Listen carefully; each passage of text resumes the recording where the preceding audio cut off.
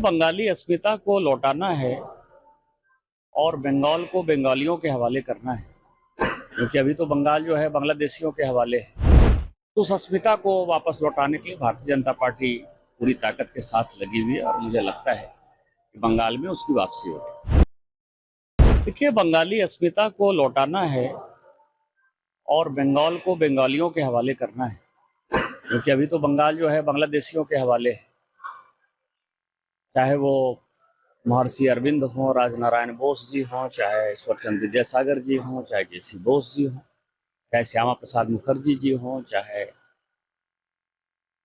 राजा राम मोहन राय हों, चाहे विधान चंद्र राय हों, इन सबों की जो लेगेसी है पिछले 15 साल में तृणमूल कांग्रेस ने ध्वस्त कर दिया।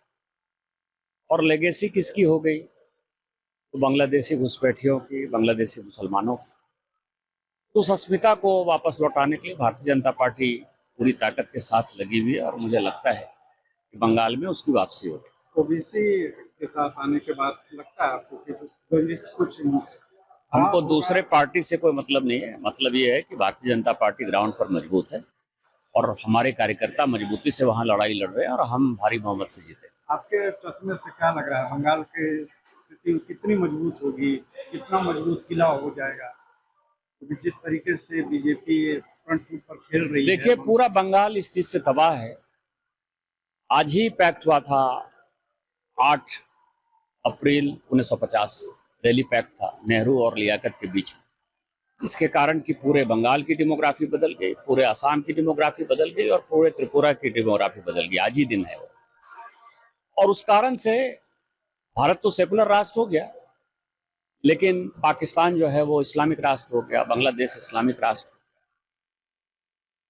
और हमारे लोग जो हिंदू हैं वो वहां से पलायन कर गए या कन्वर्ट हो गए, लेकिन यहाँ बांग्लादेशी मुसलमानों की बाढ़ आ गई। तो आज के दिन सभी लोगों ने जो है, चाहे वो बंगाल के लोग हैं चाहे आसाम के लोग हैं, सबों ने शपथ ले रखा है कि बांग्लादेशी घुसपैठियों को यदि खदेड़ना है तो भारतीय जनता पार्टी ही ऑप्शन है। और जब हमारी सरकार बनेगी तो बांग्लादेशी घुसपैठिए यहाँ से बाहर हो। पवन खेड़ा के स्टेटमेंट को आप किस रूप में लेते हैं? जिस तरीके से घटिया है कांग्रेस में या कोई भी विपक्षी पार्टी। आपको पता है कि मेरे ऊपर भी 52-55 केस है। परिवार परिवार होता है। मुझे आज भी नहीं पता है कि हेमंत जी को कितने बच्चे हैं। इतना होने के बाद भी राजनीति में एक मर्यादा होनी चाहिए। किसी के बहन के ऊपर, किसी के वाइफ के ऊपर, किसी के बच्चे के ऊपर, किसी के माँ बाप के ऊपर जो भी इस तरह की घटिया हरकत करता है वो हमेशा निंदनीय है। और कांग्रेस के समर्थित जितनी पार्टियां हैं उनका एकमात्र काम यही है कि कुछ नहीं यदि मिलता है राजनीति में विरोध करने के लिए तो उनके परिवार को टारगेट